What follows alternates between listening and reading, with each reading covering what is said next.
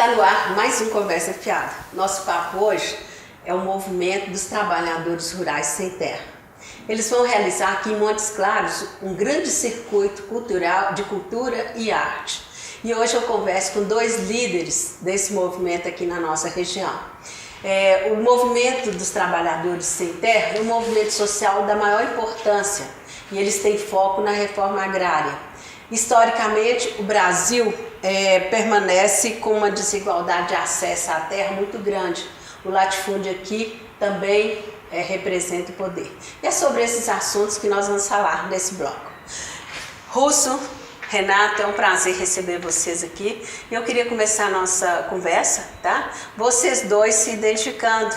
O Renato como dirigente estadual e você, Russo, como dirigente também da área de produção e de meio ambiente. Então, começo com o Renato. Renato, eu queria que você dissesse seu nome, o que você representa no Movimento Sem Terra, de onde você está vindo, enfim, fala isso pra gente. Eu sou o Renato, sou acampado da Reforma Agrária e sou da direção estadual do MST. Conheci o movimento em 2010, numa ocupação de terra no município de Engenheiro Navarro, onde tive a oportunidade de conhecer o projeto que o MST propõe, Então, a partir daí me inseri no movimento, e consegui trazer também a minha família, porque na verdade é um projeto de produzir e reproduzir a vida, mas é um projeto de família, Então, hoje está no meu acampamento, meu pai e a minha mãe, que sempre trabalharam para fazendeiros, sempre moraram em fazenda, Então, hoje a gente tem a oportunidade, de trabalhar para a família, e de recuperar a dignidade perdida ao longo dos anos. E você, Russo? O meu caso já foi um pouco diferente, Eu vim para Montes Claros para estudar em 2006 e fui encantado por uma produção de sementes agroecológicas, Que é essa aqui, que é a Bionatur. Então fui convidado a contribuir de maneira voluntária como técnico agrícola nessa produção de sementes aqui na região norte de Minas e acabei me inserindo nas trincheiras da luta pela reforma agrária para construir uma sociedade mais justa e igualitária, que perpassa pela produção de alimentos saudáveis. Então eu me inseri no movimento e contribuo com o setor de produção, cooperação e meio ambiente, que é o setor responsável, Felicidade, por organizar os acampamentos e assentamentos para produzir comida não só para as famílias, como a do Renato, mas para produzir alimento saudável, como aqueles que a gente está lá na Feira SAT toda quinta-feira, na Praça Flamarion. Tá. Agora eu queria também que vocês me falassem sobre a reforma agrária em geral. O que vocês acham, se ela está avançando, quais foram as conquistas, enfim, como é que a gente poderia debitar ao movimento dos trabalhadores as conquistas que tem até hoje? De que forma que a reforma agrária está acontecendo? O que falta? Qual é a ideal? Então, a reforma agrária, Felicidade, na verdade, o processo de luta pela terra no Brasil, um processo histórico, como você já comentou, e as ocupações de terra, sem as ocupações de terra, não teria assentamento.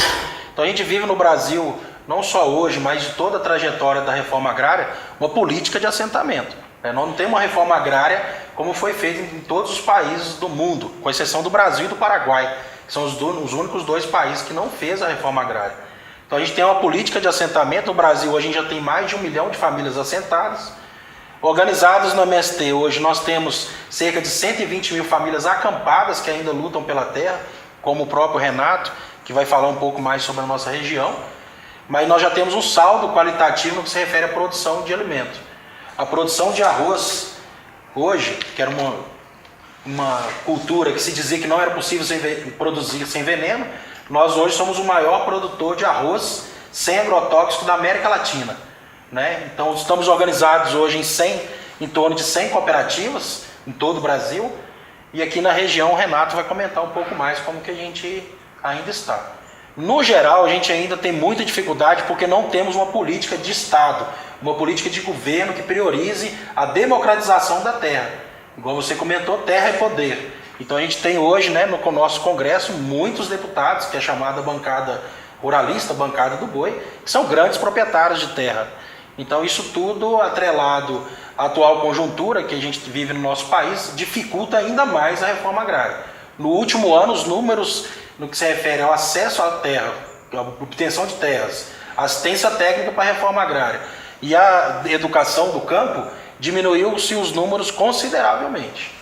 Renato, comenta pra gente como é que está a situação em Minas Gerais. Quantos assentamentos, quantas famílias envolvidas? Comenta esse aspecto pra gente. Então, aqui no norte de Minas nós temos avançado, né, na luta pela terra. Então, desde o final do ano passado para cá, nós já temos 9 áreas de acampamentos, né, 3 áreas de assentamentos, né. Então, temos aproximadamente 1.000 famílias acampadas aqui no norte de Minas hoje, né. Mas o grande problema, a grande dificuldade realmente tem sido a morosidade do INCRA e do Estado em fazer a reforma agrária, né? Acho que não só aqui no norte de Minas, mas a nível de Brasil, né? Então, o meu acampamento já tem 7 anos, né? E até hoje, de fato, não se concretizou, de fato, o assentamento, né? Então, essa é uma das maiores dificuldades para a gente se avançar na reforma agrária no Brasil. Tá. Me conta aqui, como é que é a vida no acampamento, Renato? Então, a vida no acampamento, né, é a partir de um coletivo, né? Então, o MST trabalha, né, com todas as pessoas, né, todos os excluídos da sociedade, né? Então, todas as pessoas têm a chance, têm a oportunidade de conhecer o projeto, a proposta do MST, né? Então, a partir daí se vive, né, em setores, em coletivos, né, onde a gente trabalha alguns setores básicos, né, como saúde, educação e produção, né? Então esses são alguns setores, né, que inicialmente a gente começa a se organizar o acampamento a partir deles, né? E a proposta nossa, para além de conquistar a terra, né, também trabalhamos bastante a questão da saúde, alimentação saudável, né, que casa com a produção, e a questão das escolas também nas nossas áreas de assentamento, nas áreas de reforma agrária, né? Que também tem sido um grande entrave, né? Então não tem política pública para se construir escola no campo, né?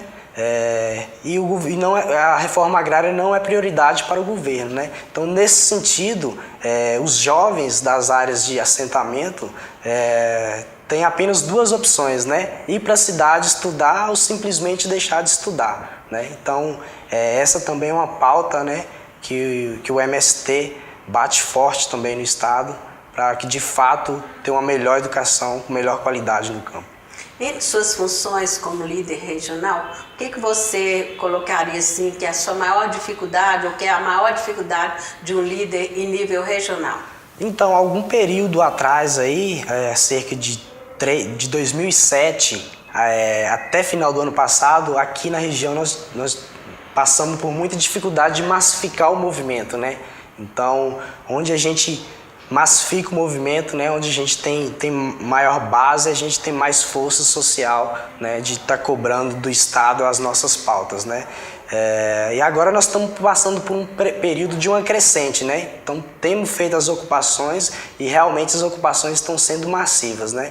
Então a gente vê, né, para o próximo período aí um momento muito bom das lutas pela terra, das ocupações e das massificações aqui na região. Isso tem crescido ultimamente? Tem tido uma crescente. Ok. Nós vamos para um comercial e voltamos já já. Não saia daí.